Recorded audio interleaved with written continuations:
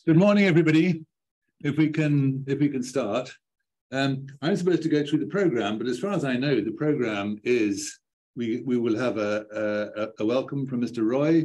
There will be a short remarks by me about Edward, and then Gideon will do 40 to 45 minutes of whatever is top of his mind currently.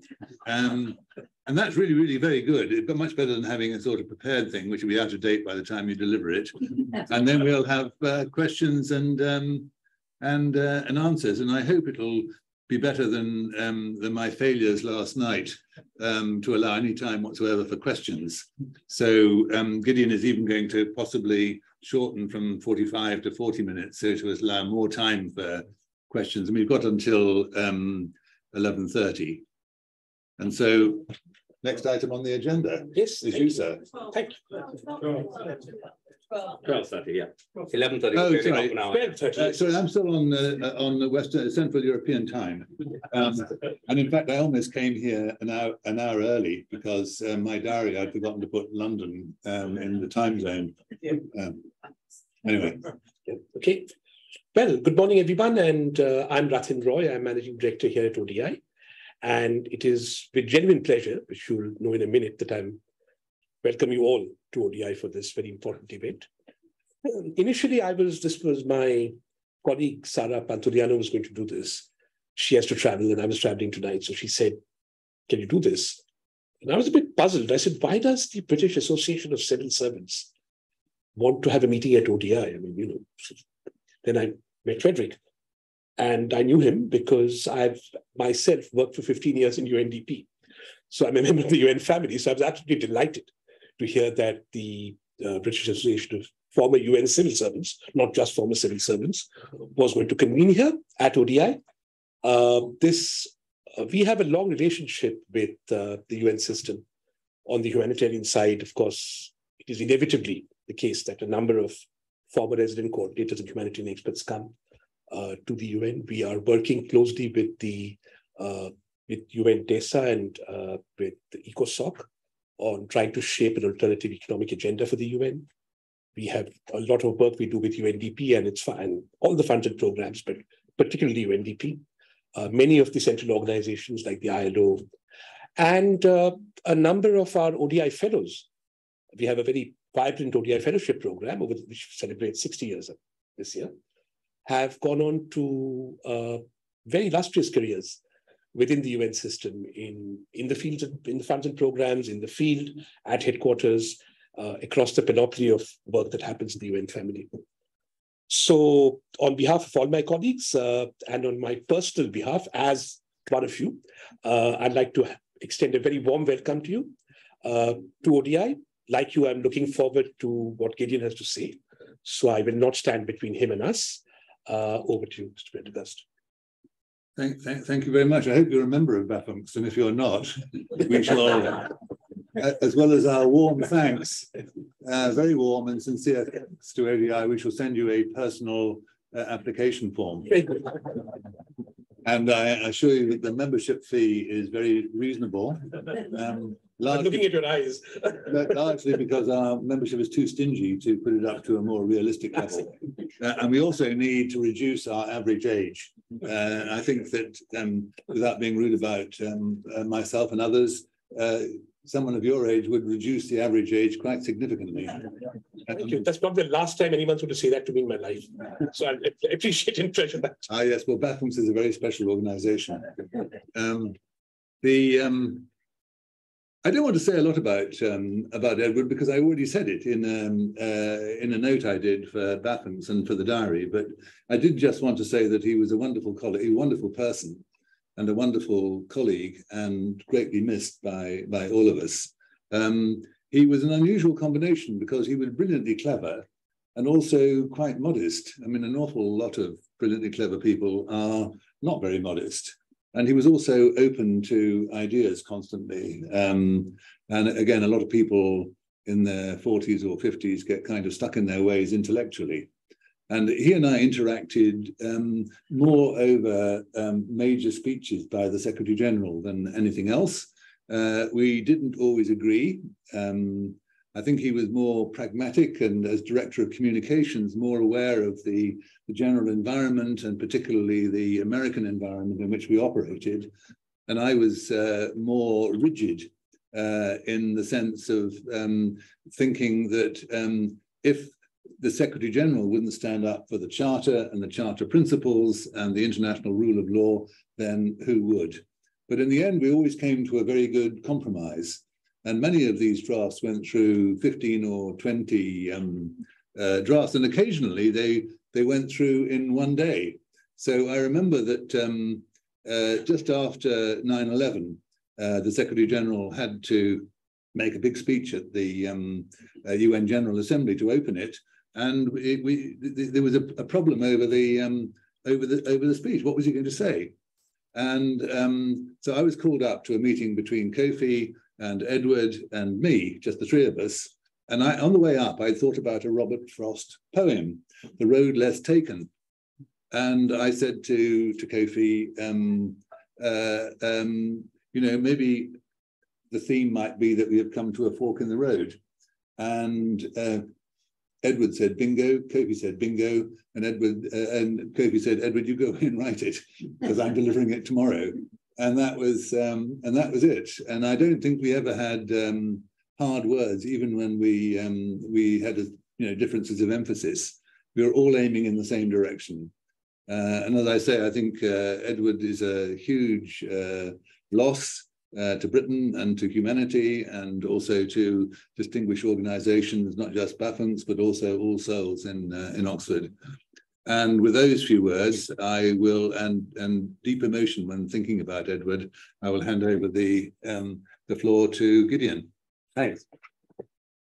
So thank you, Kieran. Thanks, everybody, for inviting me here. It really is an honour to give, I think, the first in this, what will be, I'm sure, a series of Edward Mortimer Memorial Lectures. So before I launch into what I have to say about the state of the world, I thought I'd like to talk a little bit about Edward, because the job I'm doing now is one that he had done with great distinction before, as the sort of, I guess, main foreign affairs columnist for the Financial Times.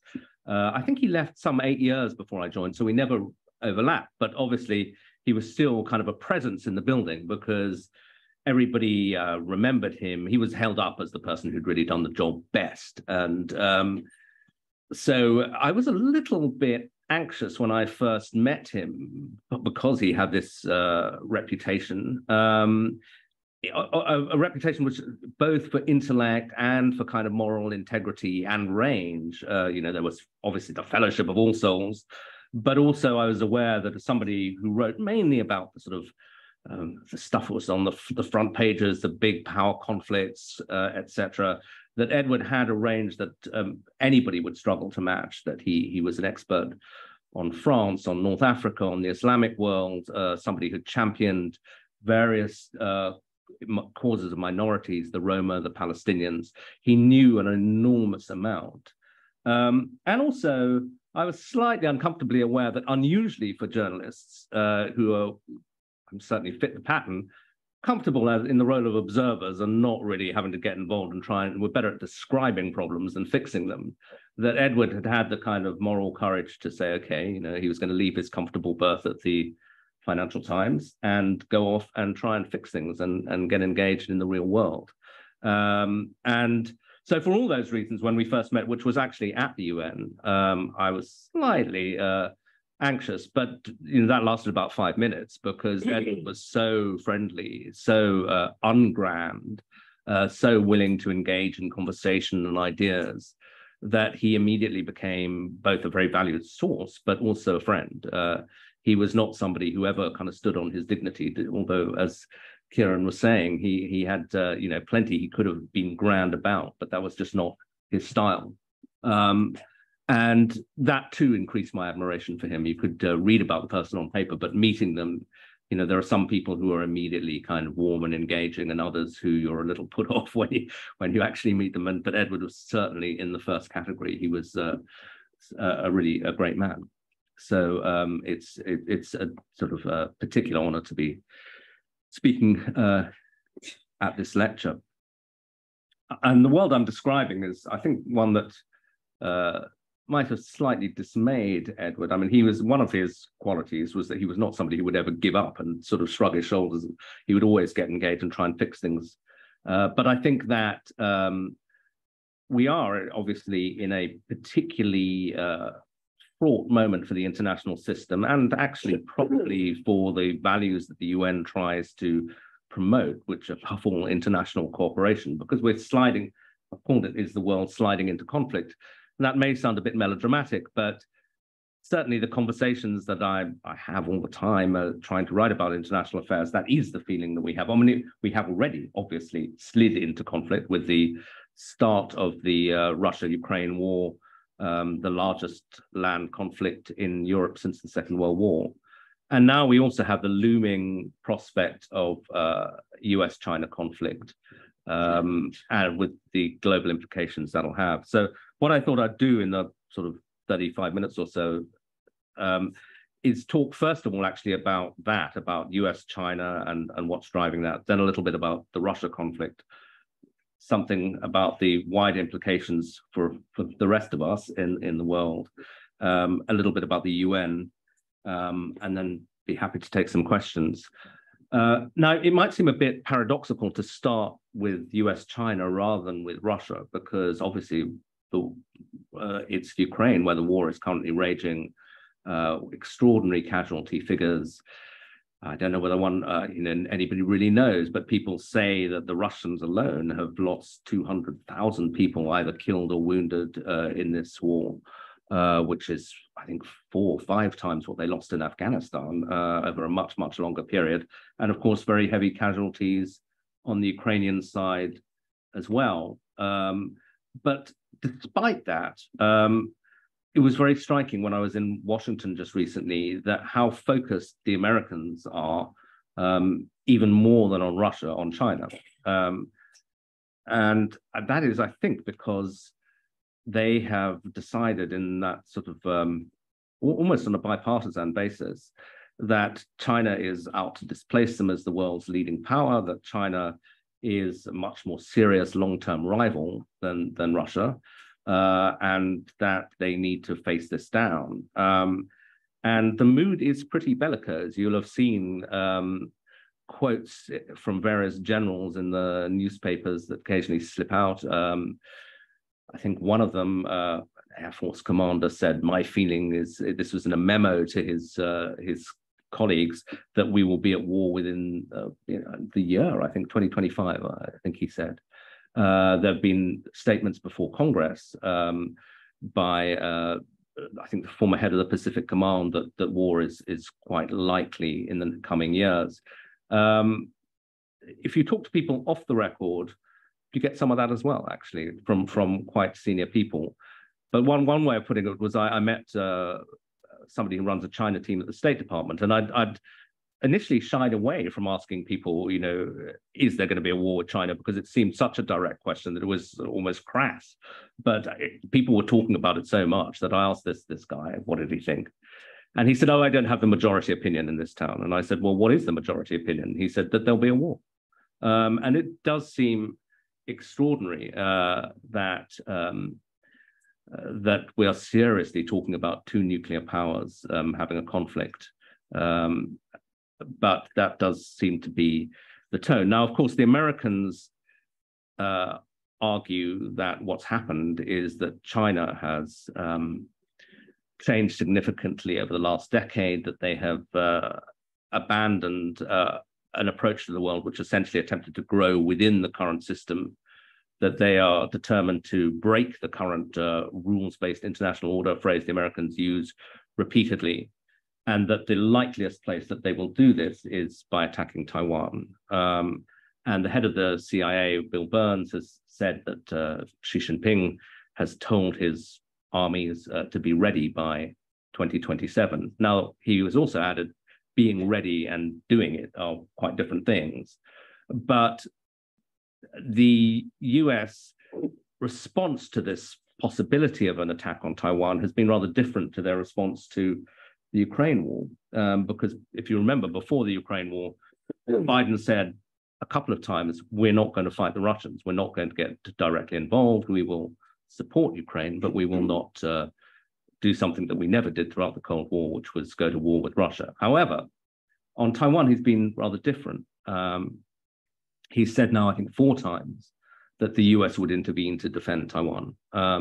Now, that actually is a shift from the traditional American policy, which is what they call something called strategic ambiguity, which is to say that they might not.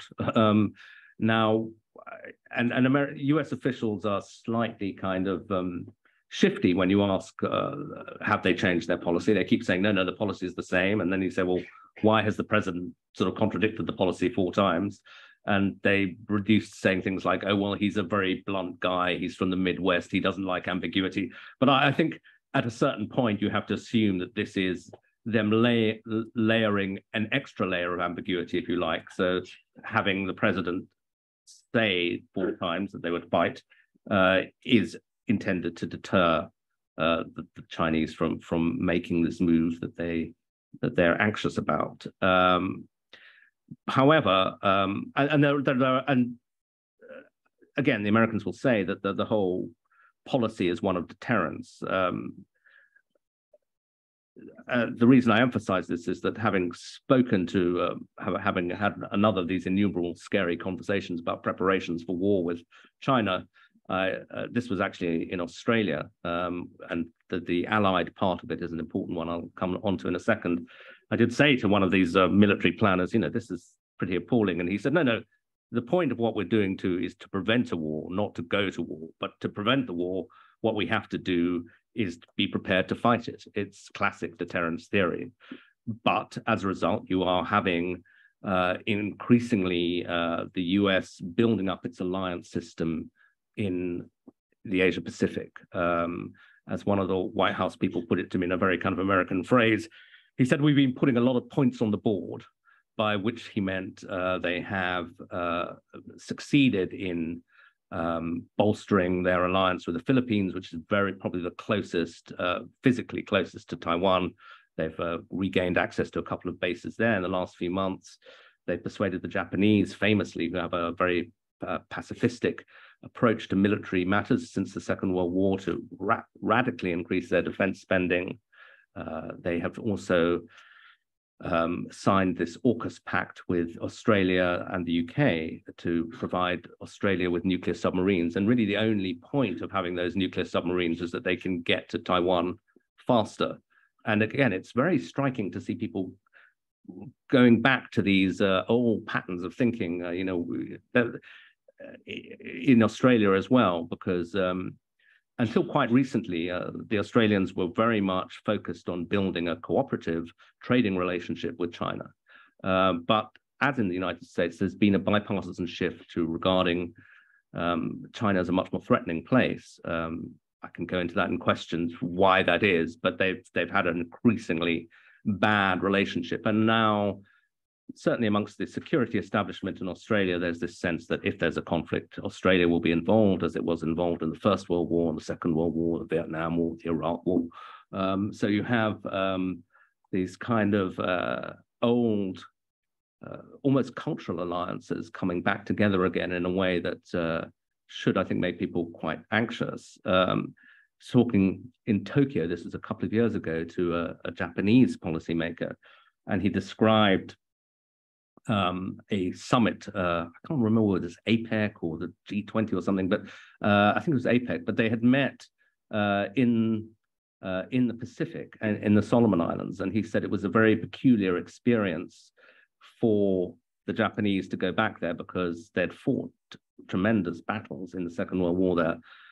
All sides had lost enormous numbers of people on those islands. And he said, that there was a sense that, as he put it, the Chinese are making the same mistake we made. And I said, what mistake was that? And he said, challenging American power in the Pacific. So there are these sort of echoes of the Second World War coming back. And I think that, however, there are obviously very, very big differences. And one of them is that we are now nuclear powers. So the idea of a conflict is, even more terrifying than it was in the 1940s. So the question, I guess, is whether the US gamble, if I can put it that way, on deterrence will work, whether they will, as they put it, change Xi Jinping's thinking so that he decides, you know what, maybe I won't actually invade Taiwan because the risks would be too high. The difficulty there is that I think that not many people can say with much confidence what the thinking in Beijing is. It's always been pretty secretive, but again, the Western China analysts I speak to, who are the ones who are then briefing ministers, say that the centralization of power around Xi has made it very increasingly hard to figure out what's going on, because much as with Russia's decision to invade Ukraine, which in the end seems to have come down to the decision of one man, Vladimir Putin, with Xi now extending his term in power, getting Xi Jinping thought written into the constitution, eliminating rival centers of power within the party. This will, I think, in the same way, really be his call. So people are left trying to decipher, well, what does Xi think about this and how would he calculate it? We know that he has said that reincorporating Taiwan into China, as he would see it, is the last part of the great rejuvenation of the Chinese people that he set out as his great goal. We believe that he would very much like to see this done on his watch, because I think he sees himself as somebody who should be in the pantheon of great Chinese leaders. Mao, Deng Xiaoping, they have historic achievements that they're associated with: the establishment of Communist Party rule, the opening of China. Xi, I think, wants to be associated with as the man who finally cemented China's role as a great power, allowed the great rejuvenation of the Chinese people to be acknowledged internationally. And just as the handover of Hong Kong in 1997 was an important step, I think, for, as China would see it, ending the ambiguity over Taiwan, reincorporating it would be a statement that the century of humiliation that China constantly talks about, when China was so impacted by colonialism, that was finally over, that China's status as a great power was achieved. Question is, would he be willing to risk everything, though, really, by launching an invasion of Taiwan? And here, a little moment of optimism. I must say that I am skeptical that they would do it, because it seems to me the risks are so enormous. It's 60 miles of water. It would be, you look at the difficulty that the Russians have had in a land invasion of Ukraine. Although I've no doubt that the Chinese armed forces are in better condition than the Russians were. They haven't fought a war since 1979. They are, partly thanks to the efforts of the Americans, facing an increasingly unified sort of Western alliance against them. The risk of war has now been made very, very apparent. And so, although obviously if Xi could do it, it would be a great triumph for him, but the risks of things going wrong would be enormous. However, there is a kind of possibility of a gray zone conflict. I think it less likely than a full-scale invasion, which people are preparing for, is something in between, something like a blockade, if the crisis, where they would really try to force the Taiwanese into negotiations about reunification, perhaps by cutting them off from world markets. Again, what might be the trigger for this? I think the date of 2027 seems a little bit arbitrary, but I think the thing that may be worrying the Chinese from their point of view is the growth of pro-independence sentiment in Taiwan. And there, the thing to watch for is the presidential election, which takes place early next year. Although Tsai Ing-wen, the current president, is somebody who's regarded as, she's from the pro-independence wing of Taiwan. She's also been quite cautious and pragmatic. The person who's likely to replace her is regarded as, they say, deeper green, which is a stronger pro-independence voice. If he were to win, if he were uncautious in what he said, who knows, that might be something that the Chinese would feel they have to respond to. So it's a very fraught situation. And obviously, since it involves the number one and number two economies in the world, the number one and two military powers in the world, it has enormous implications for us all. I should also add that there's a strange but crucial economic component to this, which is that by the kind of quirk of the way the world economy is developed, Taiwan is where 90% of the world's most advanced semiconductors are made. So every phone we're all carrying will have chips in them from Taiwan, the cars we drive, and so on. And if those chips didn't make it onto the market, as one US analyst put it to me, you would have a semiconductor nuclear winter, which would have very rapid effects on the world economy and cause a recession far deeper probably than the pandemic did. And that actually is a good thing, because I think it makes it, the implications for both the Chinese and the American economies would be enormous if you took those factories out, and you wouldn't have to destroy them. I mean, if the Chinese were somehow to take over peaceably, I think you'd have sanctions, you'd have enormous disruption to the world economy. And a reason, incidentally, why the Americans are now trying to get the key factory, TSMC, to build a replica in Arizona, but it's proving harder than people thought it might be. Now, one reason why the atmosphere around this conflict has become so fraught is because of what's happened in Russia and Ukraine, because I think that it's reminded people that things that we thought were unthinkable actually happen, which is the return of great power conflict in Europe. And it should be remembered that I think 20 days before the war, Xi and Putin had a meeting in Beijing where they announced what was called a no-limits friendship. The Chinese have been trying to slightly walk away from that phrase, which is sort of buried in the document, but it was clearly a meeting of minds. Future historians will have great fun if they ever get hold of the actual records of what was said in that meeting.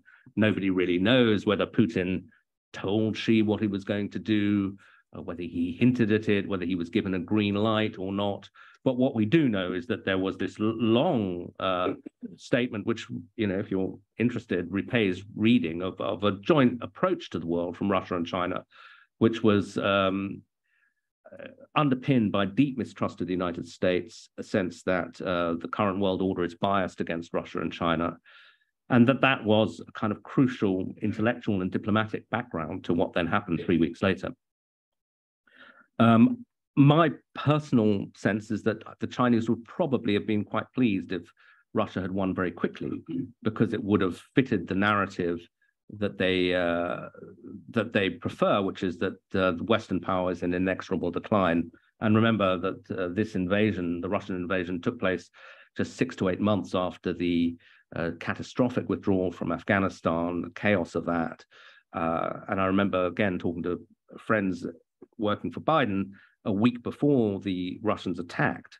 And although the American and Western sort of intelligence on that was both superb and faulty, it was superb in the sense that they were absolutely clear that the Russians were going to invade and that they were going to go for Kiev.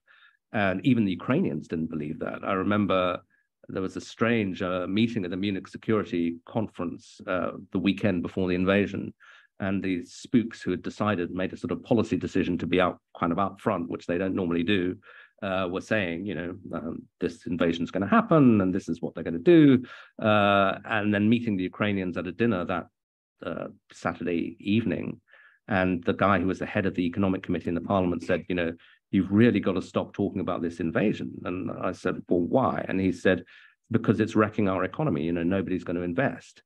And I said, well, I'm really sorry, but I think, unless they're massively deluded or sort of massively lying, it's going to happen. But as I said, the Ukrainians didn't believe it. However, the same Western analysts who were right about Russian intentions were wrong about what would happen in the war, because they thought that Russia would win within a week. Again, I remember those conversations very vividly, that as one of them put it, I said, well, won't the Ukrainians fight back? And they said, yeah, of course they will, but it's not going to be a fair fight. The Russians will have complete air control, and they'll get to Kiev quite quickly. But they didn't. And so we're now in this situation a year on where Russia is, I think, in some trouble in this war.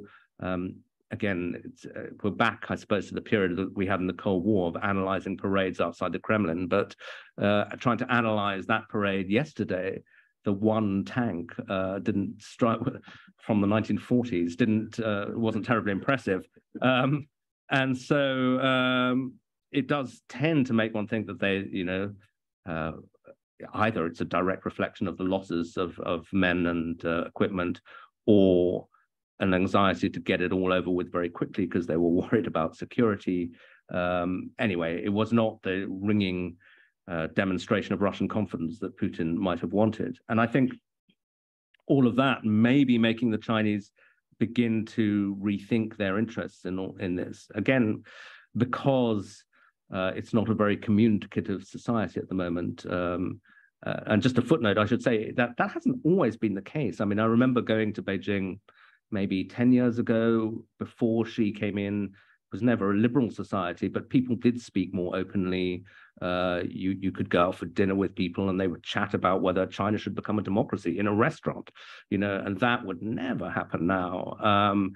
Similarly, academics that I know, they'll chat to you at a conference, but they won't say much from the platform. You have to sit next to them at dinner and they might say something, but then, then they're not crazy about keeping contact via email afterwards. China has closed down under Xi even more than it was before, which is a way of saying that we can't really know what the Chinese are thinking about the Russian conflict, but you might be able to infer from kind of first principles that clearly they won't want Russia to lose, because they would lose a key ally. In fact, having said the Chinese don't say much, there was one quite witty comment by a Chinese diplomat to me early in the war when I said, well, why are you not joining in sanctions on Russia and so on? And he said, well, America's sort of proposition to us is, please destroy your closest ally so we can turn on you next. And so they're not going to do that. But they may feel that that this war has damaged them internationally, and I think it certainly has in Europe, because obviously Europeans feel directly threatened by what Russia has done. They can see the no limits partnership that China has made, and it's now reflected in an increasingly wary attitude by Europeans to China. So that, again, there's a variety of opinions in Europe, but if you look at, say, the speech by the European Commission President Ursula von der Leyen about China recently, it was pretty hawkish. It could have been written by an American, as the Americans pointed out to me delightedly. So the Europeans are beginning to move in the direction of US-style sanctions on technology exports to China. They're beginning to talk about reviewing not just Chinese inward investment into Europe to make sure the Chinese don't buy strategic industries or that Huawei doesn't get a grip over 5G, but also at reviewing outward investment by European companies into China to see that, which again is something the Americans have been doing for a while, that there's not export of key technologies and so on. And that is a big concern for the Chinese. The EU is actually China's biggest market, bigger than the United States and roughly equal to ASEAN. And keeping the US and China, the US and the EU apart, not having a unified Western approach, has been a key Chinese foreign policy aim. So I think that if they could end this war without it ending in complete humiliation, or, I mean, their nightmare would be the installation of a pro-Western government in Moscow, but I think that's some way off. They may want to, however, try to end the war because it's damaging their relations with Europe. Whether they have the leverage to do that, we don't know. But if anybody has, it probably would be China, because the reason the Russian economy is still afloat is that the Chinese have stepped in as the major supplier of goods, the major consumer of Russian energy, and so on. And interestingly, both the Americans and the Ukrainians are more open to a Chinese role in this than I thought they would be. I was in Kiev about 6 weeks ago, and one of the things that surprised me talking to the Ukrainian foreign ministry was how much they were looking forward to this call from Xi Jinping, which was eventually made. And I think possibly slightly naively, how much they thought he could be the game changer. And having had just a full dose of Xi phobia, as the Russians might put it, in Washington, I was surprised. But then putting it to the Americans, again, they said, I was in Washington shortly afterwards, that they had thought about rejecting the Chinese peace plan out of hand, and they do think it's very biased in favor of Russia, but then had decided that no, that would be a mistake, that they will try and work with it and mold it. And subsequently, Tony Blinken, US Secretary of State, asked whether China could have a role in this, in bringing peace to Ukraine, has said yes, he thinks they could. And, not totally surprisingly, 3 days later, the British Foreign Secretary said, yes, he thought that would be a good idea too. It's not, and I think if that were to happen, it would be a good thing, because as I explained, tensions between the US and China are getting to very dangerous levels. I think even the Americans, some of them, at least in the administration, are recognizing that that is the case. And they have been trying to sort of find ways to rebuild some sort of dialogue with the Chinese, even as they build up their military deterrence. They found it very difficult, as a US diplomat put it to me. The Chinese have been ghosting us. I don't know if you're familiar with the term ghosting, but if you're have got kids, that's what when you don't reply to your emails or WhatsApp messages. So the Chinese have not been speaking. But if they could somehow get involved in a diplomacy at some point, you would have an international conference, the UN would get involved, the West would get involved. And maybe that would be a way, not just, well, obviously the main goal is to bring peace to Ukraine, but if you could reestablish some kind of sense of international cooperation over this, that would be a good thing. Because just to end, before I take questions, obviously the return of this atmosphere of great power competition, rivalry, warfare, has very negative implications for all of us, not just the direct effects, but also the indirect effects. There's just simply much less room for international cooperation in this kind of atmosphere. Climate change talks have always held up as one thing where the US and China simply have to speak to each other. China is now by far the biggest carbon dioxide emitter. So if they don't move, really, we're not in great shape. But it's not just climate, although that's crucial. Increasingly, and really over the recent months, people have become very, very concerned by the implications of artificial intelligence. And you have some of the people involved in the early breakthroughs. Now, I don't know if you saw the resignation of the leading guy from Google saying he didn't like, where his life's work had led us, and that you really need to have some kind of international cooperation on how we deal with this. But that too is much less likely in an age of militarized superpower rivalry, because AI has all sorts of implications, but some of them are military. And so the US and the Chinese are not going to start sharing information on the development of AI in the current atmosphere. And then if you come to things that are more classically UN, the business of the UN, things like peacekeeping, world health, those two suffer in a period of great power rivalry. You look at the reaction to the pandemic and how quickly the WHO became politicized. I mean, it became the object of great power rivalry, with everything they did paused to see whether it was pro-China or anti-China. And peacekeeping too. I think that there are many reasons why the idea of intervention in failing states is losing traction, partly because it hasn't always gone so well. But I think you can see now less willingness to have big international conferences on whatever the current international sort of disaster is. Sudan, for example, seems to be being left largely to its own devices for the moment. And I think one of the gloomier, sort of lesser headlines of the last couple of weeks has been the readmission of Syria into the Arab League. Assad, despite the many declarations that Assad must go, made a decade ago by Obama and others, he definitely has not gone and is gradually being rehabilitated into the Arab world. Now, you might say, well, if that's the price of restoring some kind of peace, maybe that's necessary, but actually Syria isn't even at peace.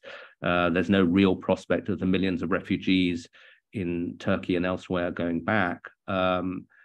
It's more like in Syria, in Myanmar, and so on, that the international community is not really any more hopeful about its ability to fix problems like these, and they're increasingly being left to fester. So it's not a great time for the UN system or for confidence in the United Nations. And as you know, traditionally the UN has suffered in periods of superpower conflict because, of course, it leads to deadlock on the Security Council. Nothing much happening there. However, I think one interesting, to end on a slightly hopeful note for the UN, two interesting things have happened.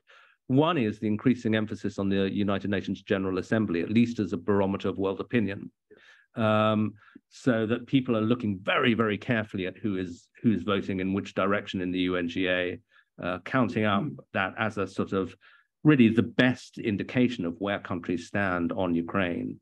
And everybody cares about it. It's not like they're saying, oh, well, that's just a UN vote. It's taken as a barometer of where the world stands on this conflict. And I think that the West was initially very pleased by how few countries voted with Russia, has more recently noticed how many abstained, including some very big ones and significant ones, and that represents more than half the world's population. Now, of course, India and China collectively about 40%, but still. So I think that gives some indication that the UN still really matters as a kind of the world's parliament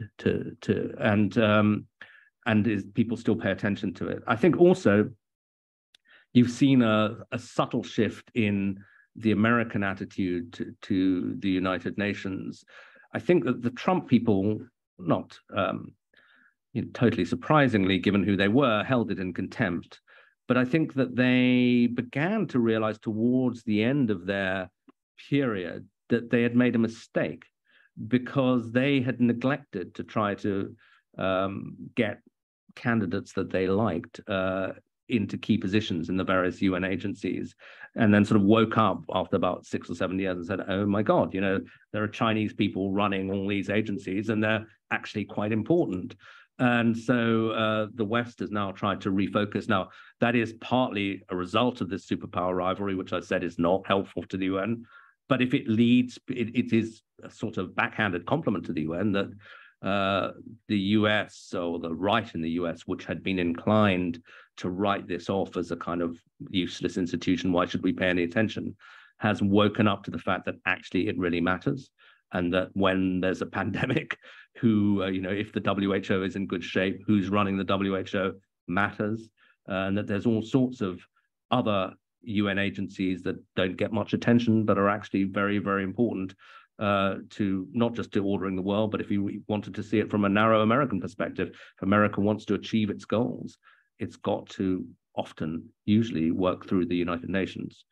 And again, there's been an interesting shift in the rhetoric coming out of Washington. Again, it might shift again in a couple of years' time, if and when Trump were ever to come back. But as the Americans try to describe to the world what it is that they're defending, or why they feel that the war in Ukraine is so important, why they the arguments they want to make against China in the Asia Pacific, increasingly they've talked about the rules-based international order. It's a phrase that comes back again and again.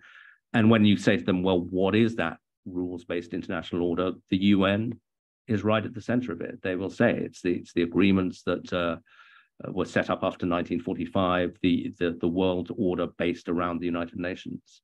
So I think it's quite interesting to see how even places that were pretty skeptical of the UN and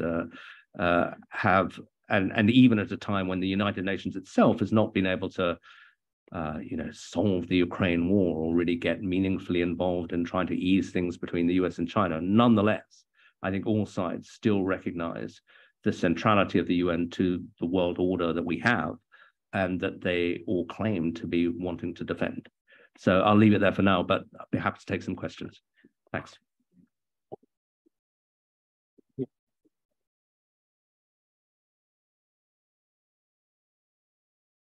Thank you very much for that, Gideon. I can't say it was encouraging, but it was plainly realistic. And it rather matches the conversation we had last night with Sir Roderick Lyne, where he ended up by saying that the Cold War ended after a period of convergence between the East and the West. And now we are starting a new Cold War in an era of divergence, increasing divergence between the two. And before I open the floor, I wanted to ask you, are you aware of anyone who's thinking about the need to rethink international security architecture? Rules of the road, red lines that everybody can subscribe to. Because we had an annual reunion in Stratford-on-Avon in 2019, where the speaker was a recent British ambassador to the UN, and in something like May 2019, he told us that the P5 was broken. Well, if it was broken in 2019, what is it now? Mm. And even during the Cold War, you said there was a limit to what could be done, but we had resolutions like 242, 338 on the Middle East, 425 on Lebanon, and other resolutions, that it was possible, despite the Cold War, to negotiate because of the need for common ground. So I wanted to ask you, sorry, this is usurping the rights of the audience, but I wanted to ask you, are you aware of anyone who is thinking about the need for new rules of the road and what those rules might be? And I also wanted just to say that I believe that Richard Jolly, maybe our former president, may be watching this live streamed event. And if he is, we all send you the best of wishes, Richard. Thank you. Sorry. Well, I mean, I think that one of the oddities of the current system is that despite their rivalries, Russia, China, and the US all kind of have a certain interest in the current structure of the United Nations because they are members of the P5. And I've always slightly wondered whether when P5 members talk about the need for reform, how sincere they are. I remember, I was interested that you said a former British ambassador to the UN. Which one was that? Names always go out of my head. He's the current permanent secretary at the Home Office. Oh, Matthew Rycroft. Matthew, yeah. Yeah. So, yeah, I remember being at the Foreign Office once and saying, when we say that we want reform of the UN P5, are we sincere? Since obviously any reform would diminish British power. And somebody said, oh, no, obviously we're not sincere. And then the other guy said, yeah, no, we are sincere. And so I thought they hadn't even worked it out amongst themselves. But I think that the British, to come to us, have always, it's been easy to say, yeah, we're definitely in favor of reform, knowing that it gets deadlocked very, very quickly because the question of who gets added becomes irresolvable. But I think, the Russian, well, as I said, there's a kind of innate conservatism amongst the key powers. The Russians also, I think, had a very important change in attitude after Libya, because part of Putin's whole narrative about how duplicitous and evil the West is, Libya plays quite an important part in it, because he says, that they persuaded us, because I wasn't around and Medvedev, that Duke, was president for a while, to go along with a resolution on Libya and then used it as a cover for regime change. And we're never going to make that mistake again. So that, I think, as long as the current guy is around, means that the Russians will always be, look at the war now, but I mean, even without the war, they would be deeply, deeply suspicious of any kind of agreement that the West might try to strike with them at the P5 for those kinds of reasons. And I think similarly, the Chinese are probably not quite as wary as the Russians, but on the same general scale. So, no, I mean, I think that rather than talking about P5 reform, I mean, and I'm very wary of, one of the lessons I've learned is never lecture a room full of experts about their own subject. So I don't really want to get too deeply into what might happen at the UN, but I think that there is more interest in the General Assembly now, and people talk about, this is where I'm just going to drop it in, somebody else could tell us what it might actually mean about this uniting for peace idea in the General Assembly, and whether that's in Korea, whether the General Assembly, that could then be revived as a way around deadlock in the P5 and somehow give the General Assembly more weight. But again, there'll be people who know far more about that than I do. Even if the Uniting for Peace, as you all know, was done in relation to Korea when the Security Council was blocked. But the real engine of the UN isn't the Security Council, it's the Fifth Committee, the Budget Committee. Right. So you can vote for whatever you like, but if there are no funds for it, it ain't going to happen. Sorry, I would like, please, if people could indicate if they want to ask a question, but also who they are and what organization they represented when they were in the UN. I think Martin at the front is the first. Thank you very much. Yes, I'm Martin Barber. My last job at the UN was I was in charge of the UN Mine Action Service, which was then part of the Department of Peacekeeping Operations. I very much enjoyed your Strongman book. And I can't help noticing that of the strongmen you reported on, I think at least 4 have gone. Trump, Boris, Bolsonaro, and Duterte. Is Erdogan next? Well, it would be wonderful. That doesn't sound too biased, but it's one of the ones I do feel quite strongly about, since I have a friend currently doing 18 years in prison in Turkey who will be, I think released pretty quickly if Erdogan loses, and his prospects would not be great if he won. But one of the things that's kind of encouraged me, but is the optimism of the Turkish opposition. I don't know how seriously to take it, in the sense that they have to believe that things can change for the system. Otherwise, where else do they go? But they do say that, as one of them put it to me, these elections will be free but not fair, by which he meant that the actual voting, they don't think there'll be ballot box stuffing, and that they think the count will be legitimate. But the unfair bit is the general media environment, the fact that leading opposition politicians are in jail, etc., etc. Nonetheless, Erdogan, as they point out, is for the first time running for re-election against the backdrop of serious economic problems, very high inflation, and so on. He also mishandled the earthquake, or was believed to have done so. And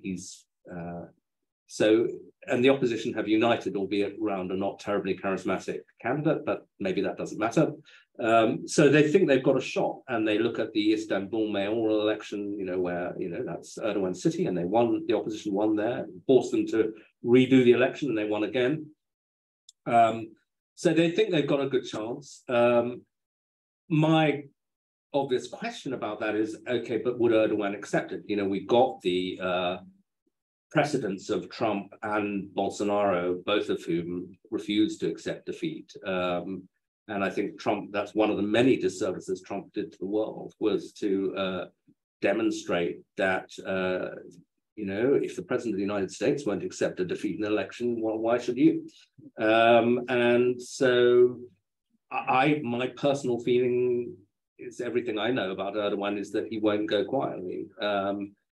He will declare a state of emergency. He'll say there was a coup. There'll be something. He'll try and do something.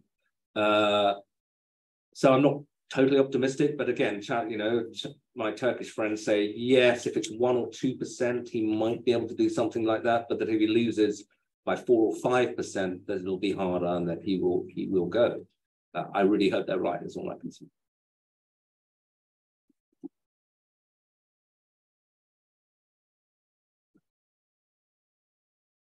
David? Magnus Linklater of the Times. How solid is NATO unity, and how could Putin be brought to a peace table, and could Ukraine ever accept any proposal which would allow them, Russia, to maintain its territories in the east? Wow. Well, I mean, those are 3 huge questions. On Ukraine and peace, I mean, I think that, everybody's got domestic politics, and that includes Zelensky. And, it's easy to forget now, given that he's such a sort of heroic war hero, etc., that he was a kind of peace candidate when he was elected, and that he was somebody who stood for attempting to reconcile with Russia. And maybe that's still at the back of his mind, but I think that Ukrainian opinion has understandably been radicalized by Russian conduct during the war. And that, if you remember, even in the first few days of the war, they were willing to sit down with Russians and talk about maybe trying to stop the conflict quickly. But I think after Bucha and Mariupol and so on, it's just impossible for a Ukrainian to make that argument. Some of the people around Zelensky will sort of say very sotto voce that they know that Crimea is difficult. I mean, militarily difficult and difficult to reincorporate into Ukraine, because there is a very large population of Russians living there. A lot of them actually retired military and so on. So at the back of their minds, I think they might think that there is a sensible compromise that doesn't involve incorporating Crimea, although I think they're certainly open to the possibility of the war develop that way. The question is, could they ever do that politically? I'm sort of, I don't know Ukraine well enough. They like everybody else will be thinking about the next election, but I think that if they had done well enough on the battlefield, if somehow the diplomatic choreography was good enough for them to be able to say, not that they're being forced into this, because that's unacceptable, but that the world had asked them to, and somehow, and I don't think that they would ever formally recognize the annexation of Crimea or little bits of the Donbass, but maybe it would be like after the Second World War, where people didn't formally recognize the annexation of the Baltic states, I think until Helsinki, actually, but that so legally the legal position would remain kind of disputed, but maybe Taiwan's perhaps not the best example to cite, but some kind of ambiguity about the continuing status, which separated physical control from political and legal status. So I don't think that's inconceivable. Can they? I think NATO, can it stay united? Look, there obviously are tensions there. I mean, perhaps the starkest example is Poland and Germany, where the Poles are currently asking the Germans for trillions in war reparations from the Second World War. And I think one of the interesting paradoxes is that although in the sort of demonology of the Russians, this is all driven by warmongers in Washington and so on, is that the Americans, although crucial to, they provide all the most important military aid and economic aid, they're actually slightly less hawkish than the Eastern Europeans, and they're the ones who've been reluctant to supply Ukraine with fighter aircraft, and in case they're attacked inside Russia, they've deliberately limited the range of the missiles they give them, and so on. So I would say that the Americans are probably close to the Germans in their caution about what you give Ukraine and their belief that we should be trying to get to a peace talks. But they're so overwhelmingly important to NATO that even those within NATO who grumble about it do so sort of behind their hands, because they know, well, what are you going to do about it in the end? Without the US, they're shot. So I think the most important decisions will continue to be made in Washington. And I think that they would like this to come to a close if they can, even though they're incredibly wary of suggesting in public that they would ever put pressure on the Ukrainians. A key UN principle is equitable geographical distribution. And we've had two from the front, so I think we should have one from towards the back, please. Okay. My name's Harry Leaf. I'm formerly UNHCR, 25 years in field and headquarter posts. I'm currently an executive in residence with the Geneva Centre for Security Policy, and the area of interest and the research that I'm doing is actually on the non-aligned states and the influences they can have on the General Assembly, particularly at this time. I noted in recent resolutions in the General Assembly that the non-aligned states are starting to work more cohesively together and certainly have more in common, particularly in climate change, environments, poverty, and development.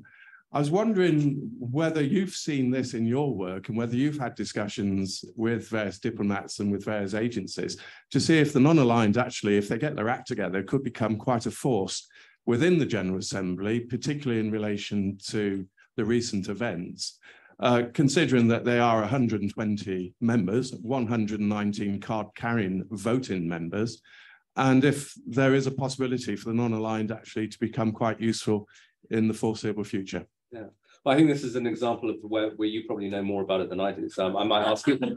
I might ask you to answer your own question in a second. But I think that whether you call them the formal sort of non-aligned group, there are all sorts of little overlapping organisations that basically are not signed up to the Western approach to the Ukraine war. Now, whether you want to call them the non-aligned or the Global South, or there's going to be a BRICS summit in South Africa quite soon. There's this Shanghai Cooperation Organization. And I think one of the interesting things is that you get overlapping memberships of these things, so that some countries have a foot in both camps. So you'll have, say, Turkey go to the Shanghai Cooperation Organization, but then to NATO. Or the Indians, go to the SCO, they go to the BRICS, but they also are going to go to the G7 summit as guests. And there must be, even though both sides find them irritating because they don't sign up to things that we think are important, that ability to keep a foot in both camps is going to be important at some point when, if we're ever going to try to bridge some of these gaps. But as for the specific role of the non-aligned movement, I wasn't entirely joking. Do you want to say a couple of words about what they might do? Yeah, I can. Not very long though, well, otherwise people won't be able to ask questions. All right, just a quick mention. I mean, they are actually, I think personally, there were 5 principles that they were set up in 1961, which is non-interference, integrity of countries, i.e. they all voted against the invasion by Russia. But in those 5 principles, they seem to be fairly clear to follow what they've done for the last 30 odd years since the fall of the Soviet Union. But the 3 new principles, I think, are a key to what they could do in the future, because, for instance, with the desertification, on the lack of water in the Sahel areas, they could work together to try and influence the General Assembly on these areas, which are not actually contentious between themselves, and they're not actually against the West, but they need to work together to get the West, in particular, the northern states, to agree with what they're trying to do. So I think that's the area that I'm particularly interested in. Thank you. Thank you. Another one from towards the back. Or the middle. Thank you. Ruby Santo-Rojon. I worked with UNIFEM, UN Volunteers, UNDP, and my last position as DSRSG with the UN Office for West Africa and the Sahel. Thank you very much for your contribution. I'm wondering if you could speak a little bit about the BRICS, and in particular, the recent agreement by Saudi Arabia also to join in the BRICS, and the agreement that they would start using the yuan as a currency, and what effect that might do in terms of some of the regional power blocks, as well as in the Chinese, as well as this Russian ongoing conflict. Yeah, I didn't know. I mean, are they going to join permanently? Are they? They agreed to join. It was recently mentioned about 2 days ago, and they said that they accepted the yuan as the currency, especially for the. We have a Brazilian looking a bit perplexed in the front row. So, well, yeah, but I mean, I think whether or not they become the second S or not, or whether they just sort of are associated, it is significant. And I think that the role of the dollar in the global system is incredibly important, and it's something that the Russians and the Chinese increasingly focused on as a source of American power that they don't like, because and I think indeed Lula said recently that he often wonders why it is that we all trade in the dollar. I mean, I'm sure there's some economists who could tell him, but I think that it's clear that the yuan is being used more for trade. Whether it will be used more as a reserve currency, in other words, whether you put your savings in yuan as opposed to just using it to trade bilaterally, I think is the next big question. Now, even using it more for trade is very significant, because China is a much bigger trading power than the United States now. I mean, I think that far more countries, their major trading partner is China now than the US. So if the Chinese can persuade people to trade bilaterally, that's important. Reserves is the next big issue, though, and there, because the yuan is not fully convertible, I think people for the moment are wary. You want to be able to. They're increasingly wary of the dollar because of the signal that was sent at the beginning of this war that Russia suddenly found its reserves frozen. And so people are beginning to think, well, if we were in a conflict with the United States, might that happen to us? And this is a debate the Americans have had for a long time. It's an incredible weapon, the dollar, but it's a weapon that if you overuse it, you may begin to destroy it, because people will look more and more actively for alternatives. But the yuan as an alternative is difficult because it's not convertible. And if you talk to the Chinese, they've talked about making it fully convertible, which would mean, you could just move currency in and out of it like that, in and out of China like that. But for a party that's obsessed with control and wary of capital flight, that would be a very big move. So I don't see them doing that. I don't know whether there's some kind of halfway house. I'm not enough of an economist to know whether you could do something in between. But the amount of which people talk about, oh, well, maybe Bitcoin or something, or that suggests to me that although there's an acknowledgement that the dollar, that there's discontent with this reliance on the dollar, and I think that the amount of world reserves held in dollars has gone down from about 70% to about 60% over the last sort of decade. So, it's not perfect for the Americans, but it's still seems to me that until you have a really viable alternative, and that the yuan isn't that yet, that the dollar's position is quite strong.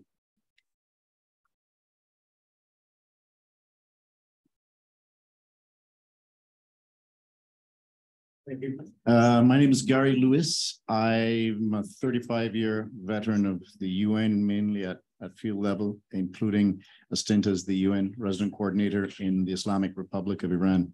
Thank you very much for your observations, sir. I have two questions. The first relates to the fact that we now have a war of conquest at play in Europe, the sort of thing that the UN was put in place to help stop. And you've talked about the dysfunctionality of the Security Council, expressed a glimmer of hope about the General Assembly. I'd like to turn to another aspect of the UN, and that's its role as Secretary General. When you think of what Dag Hammarskjöld did and Kofi and even Utant during the time of the Cuban Missile Crisis, my question is, what do you think would be required in the context of having energetic, courageous, and charismatic involvement by a Secretary General? The second question relates to broader background to the world sliding into conflict. You talked obliquely about climate change. Given what is happening in terms of it being a driver of insecurity, food, energy, water, displacement, and government effectiveness and legitimacy in that context, especially on the Shadow Belt on either side of the equator, what role do you see that aspect playing in the discussion point at issue today? Thank you. Well, on the Secretary General, I mean, it's, you know, I don't want to get too personal about it. What I would say, though, is that, you know, I interviewed Guterres for my podcast, and he was much more engaging in private than when the microphone was on. You know, he's, if you have him sort of off, if you talk to him off the record, he's interesting, he's kind of, you know, good company, and he's totally aware of all the issues.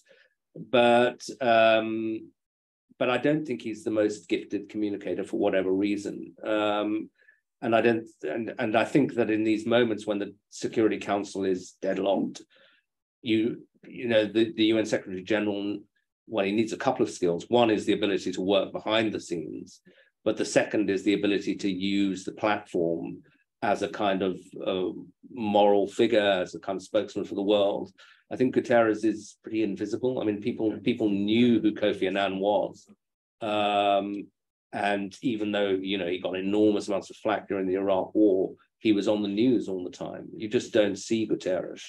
And some of that may be the objective situation he's in, but I think it's also just something about the man. He's not quite got the charisma, unfortunately. Mind you, Ban Ki-moon didn't either. So, you know, and maybe people are deliberately selecting now UN Secretary Generals who are low wattage. That's not unheard of. So I thought Kofi was going to be so low wattage. Well, exactly. So people can always get a surprise. You know, that's right. You don't know what you're getting until they people grow in the job or they can disappoint. But yeah, I mean, I don't think Guterres is a bad guy, but partly because of the situation he's in, but I think partly because of who he is. He has had a huge impact. I mean, on climate change, obviously. The UN has played a crucial role. I mean, the talks, the reports, it's all done through the UN framework, which I guess comes back to what I was saying earlier. Despite all the grumbling from various parties at various points about the UN being not fit for purpose, etc., they don't have an alternative. It's if they, for these big international issues, people come back to the United Nations as the organizing forum.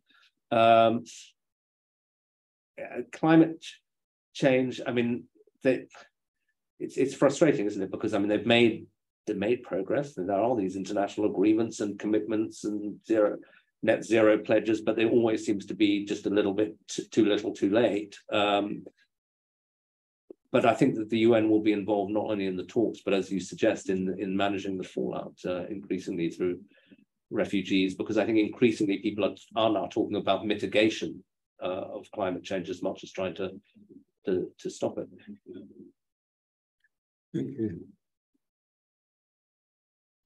Thank you for your presentation, John Burley, UNDP, UN, and then as a director in UNCTAD. And the question is on WTO. And I'd like to challenge your concluding remarks about the rule-based order.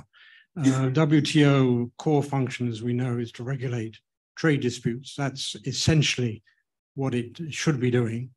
That has collapsed because the American action and inaction in allowing the trade dispute mechanism to fall apart. Yeah. The latest reforms being suggested by the Americans would weaken it further.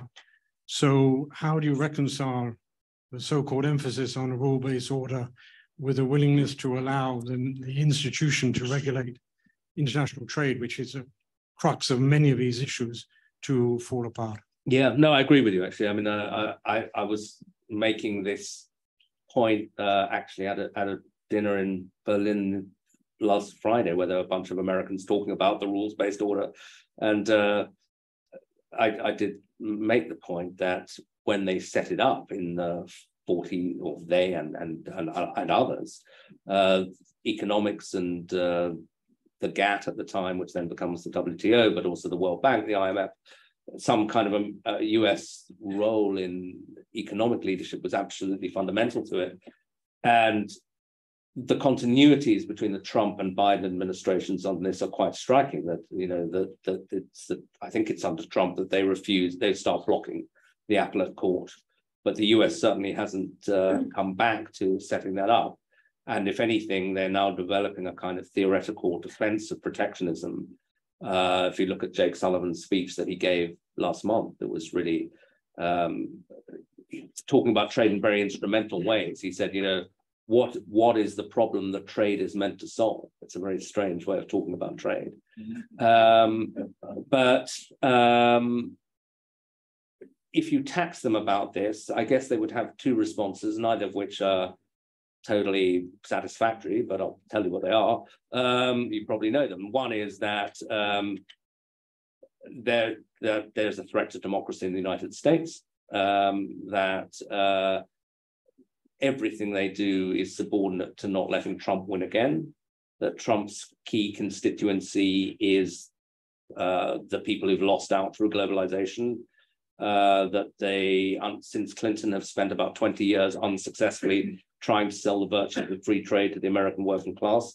They've kind of given up on it, and that they have to now embrace a protectionist agenda. And I suppose they become increasingly kind of irritated and say, look, you know, you've got to cut us some slack because you won't like it if Donald Trump wins again.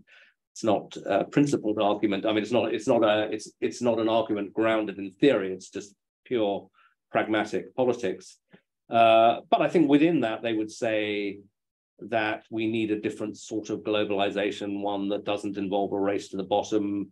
And that then is when it gets incorporated into this greater strategic rivalry, because I think there is, again, on a slightly bipartisan basis, a sense that the incorporation of China into the World Trade Organization in 2001 was either an outright mistake or was done on too lax terms, and that was part of what laid the foundation for Trump's victory 15 years later. So it's not totally an accident that they are now trying to cripple the WTO. I think the final thing in their defense is that they would say, well, actually, you know, the US still does run a very big trade deficit. It's not a surplus country like, you know, China or Germany. And so if you look at the raw figures, you know, who is importing stuff from around the world, it's still, you know, America more than a lot of the other industrial economies. But yes, I think that it is very hard for them to, you know, and then just to finish, at this Berlin dinner, when I said, well, what are you talking about when you talk about international rules-based order, if you're not talking about the World Trade Organization, the slightly tetchy response was, well, you know, we thought that Putin's invasion of Ukraine was a pretty major violation of the rules-based order, and that's what we're talking about. Can I just say that I think the issue is much broader and older than that. The United States, in my experience, has never had a fully coherent policy on anything, because you know, you have these tensions between the State Department and the Defense Department. Look at Iraq or Syria; they're very, very visible. And almost any issue. And there was a very gifted British diplomat called John Kerr, still alive, thank God. You probably know him. Yeah. And about 30 years ago, when he was head of Chancery in Washington, he wrote a long paper called Negotiating with the Americans. And it was an explanation of why American policy on any given issue could change from one day to the next, because one different bit of the State Department or another bit of the Treasury or whatever got involved. It's just their system, and also the tensions between the administration and the Congress. Indeed, and indeed, sometimes when they appear to have agreed to things and actually want to do them, you find it's not happening.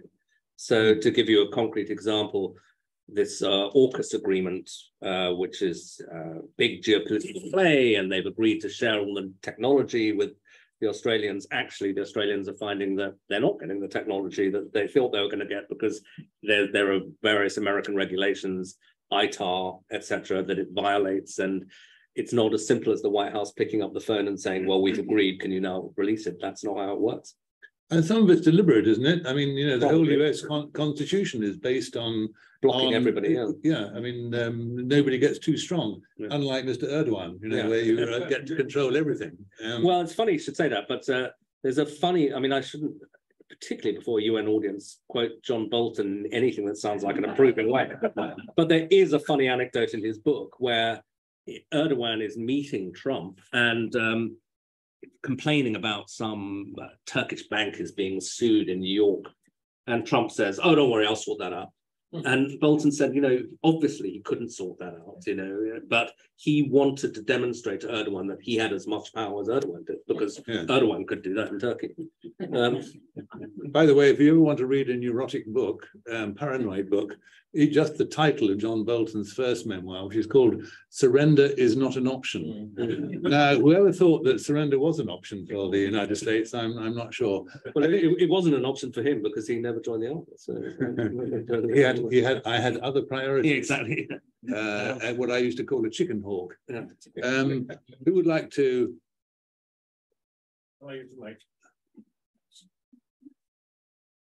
I'm Andrew Whitley, and I had a rather varied UN career, following very much in Edward's footsteps, my mentor and close friend of many years, including at the FT and at the UN. I was struck by something you didn't mention, Gideon, and that is perhaps a reflection on where we are today. That's the role of Britain in world affairs, striking by its almost complete absence. Sure.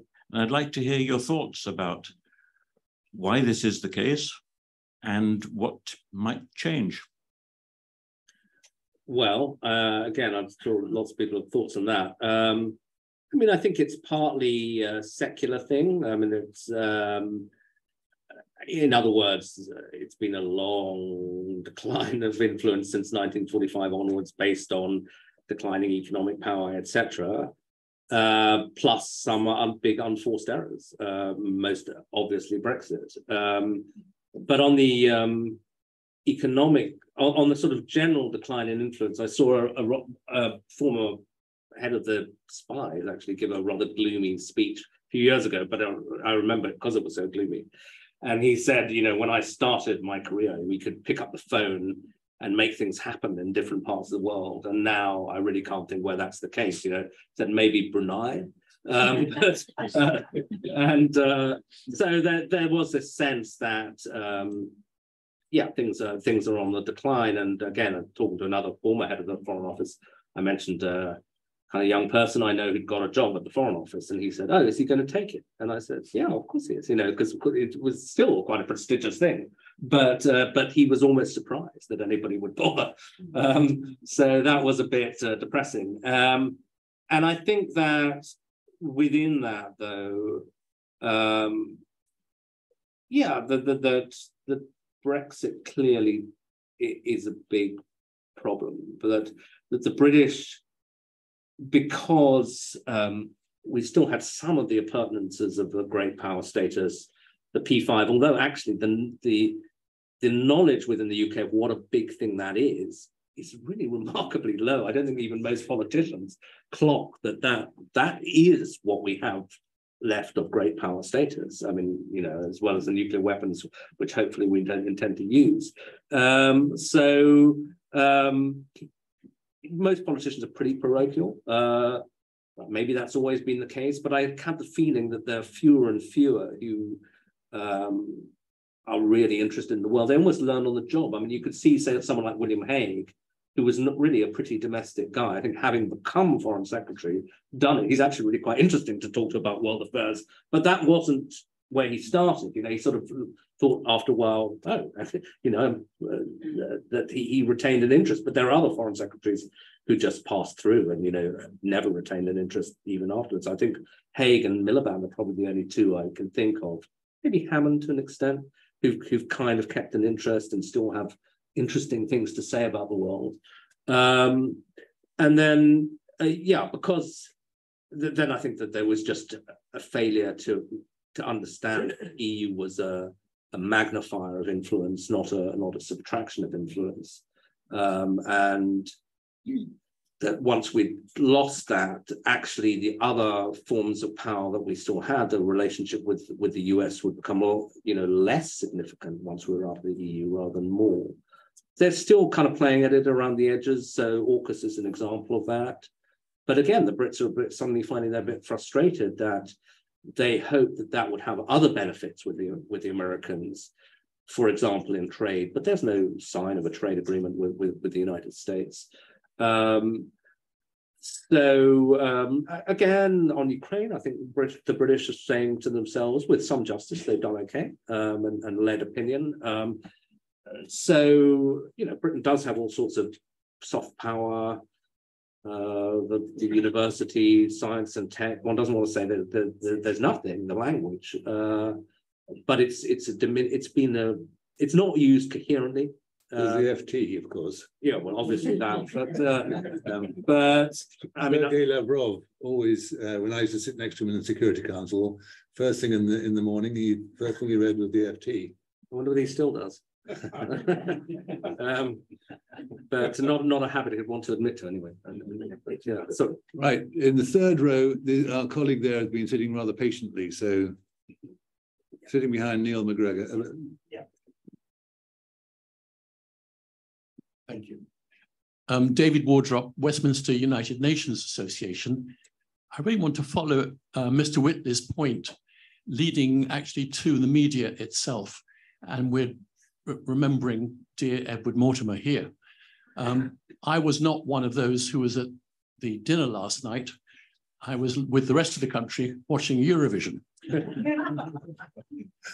And I wonder whether the Telegraph and the Guardian are not the only newspapers where foreign affairs drifting from the front of the paper to the back of the paper.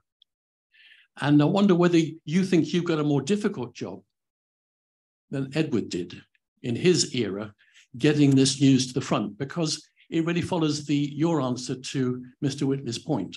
Yeah, actually, I think, I'm lucky because I work for a paper that has an international audience and that knows that its audience is interested in international affairs. So I think less so at the FT. I do think that one of the things that's happened to the news business is what you almost call the tyranny of numbers. We know too well what people read now. Before you could count every click. You'd put something in the paper and then maybe it might generate a few letters or not. But now they know what's read and what's not. And I think particularly, again, less for the FT, but certainly for the other papers, they can see that people don't read foreign news generally. There are some stories that will catch attention. The Ukraine war, a famine for a while. But as a result, the bean counters will say, look, maintaining foreign bureaus is incredibly expensive, and people actually want to read about reality TV shows. So why would we do that? And that's slightly driven some of it. But and I think it's also probably significant that one of the forms of foreign news, the people who have really, really big foreign bureaus now or networks are often the business news people like Bloomberg and so on, because again, capitalism is global, and if you're reporting on markets and so on, then people will pay for that.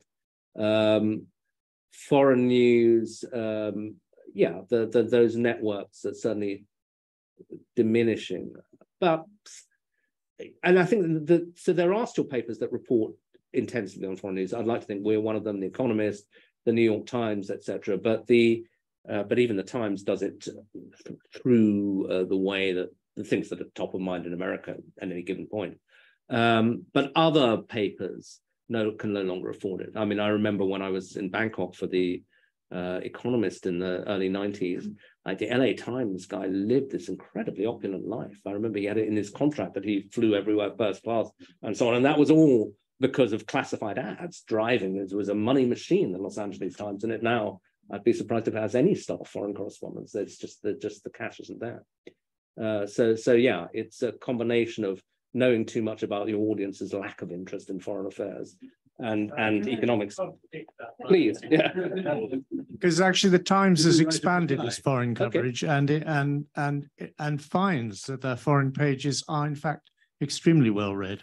Okay, well, I'm glad to hear it.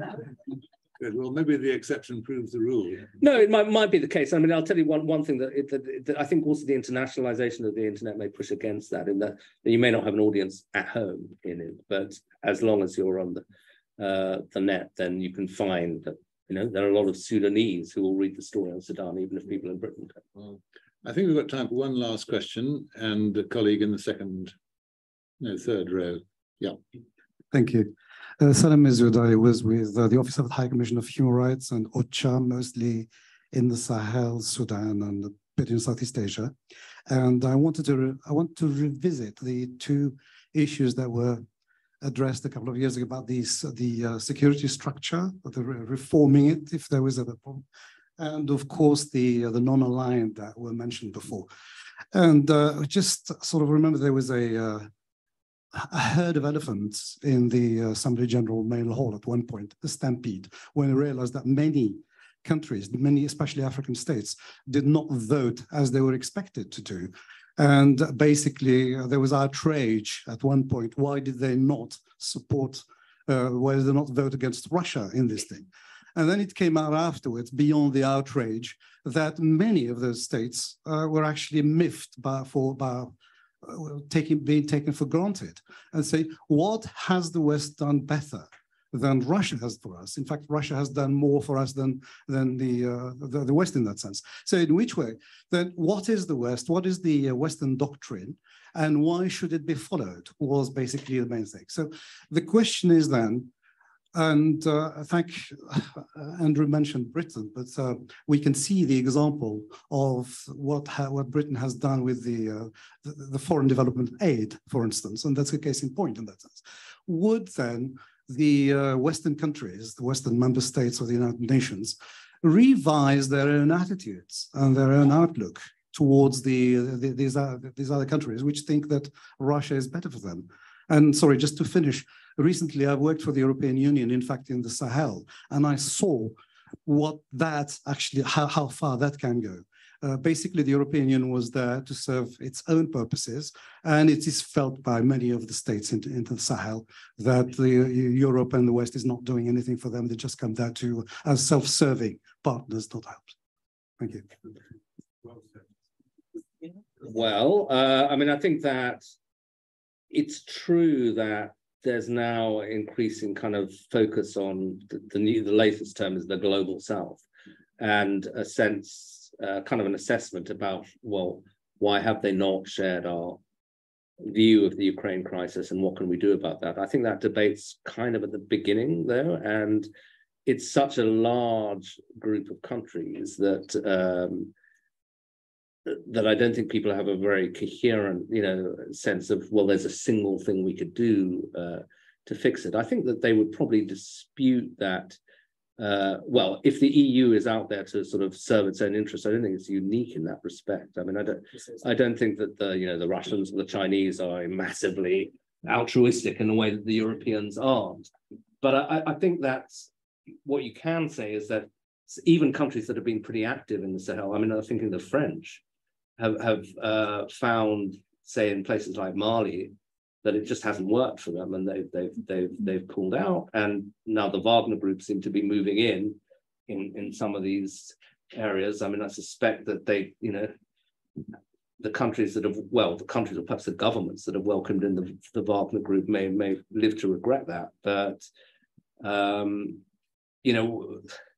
the trouble is that all these the sort of discussion of, well, what can we do to help the global South or to persuade them, tend to quite quickly degenerate into very broad-based sort of feel-good cliches about, we should do more on development, or there's some, I think, sense that the West mishandled COVID and COVID vaccines, and that the hoarding of vaccines was a mistake there.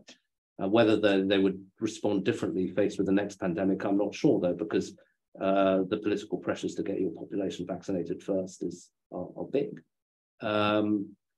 So, yeah, I think there's a recognition of the problem, but really not much sense of solutions. And partly, a lot of it comes back to money. That I think the battle for influence is not so much with Russia as with China, because the Chinese offer forms of development aid and amounts of cash that the West simply can't compete with.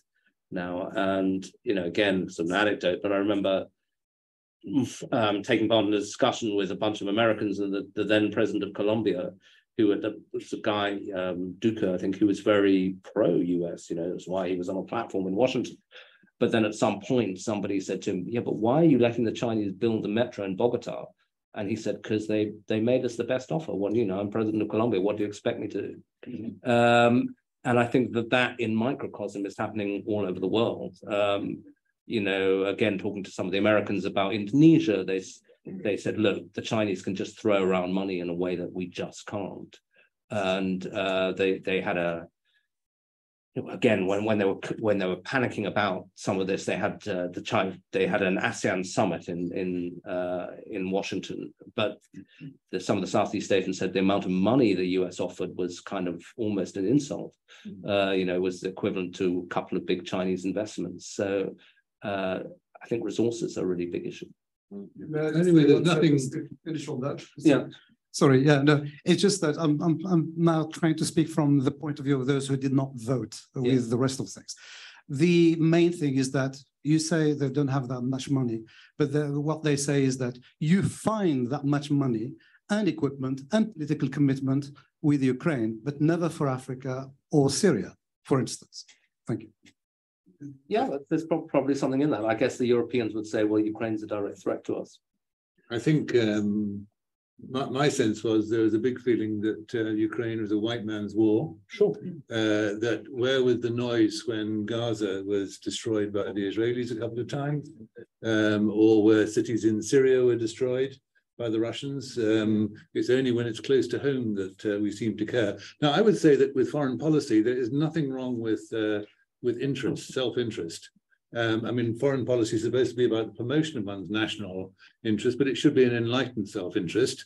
And for example, with Africa, it ought to be that a government would see that they have an interest in promoting conditions which don't encourage migration, because we don't want migration, so encouraging employment and all the rest of it. But fundamentally, I don't think any democracy is going to win an election unless its policies are based on at least enlightened self-interest.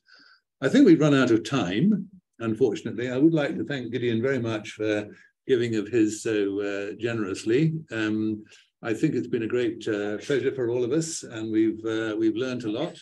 And maybe we'll invite you back next year. But meanwhile, I think that lurking there at the bottom of Frederick's, now not at the bottom any longer, is a bottle of malt whiskey, which oh, thank you.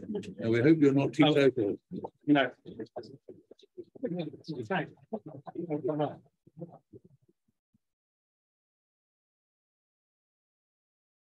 Now,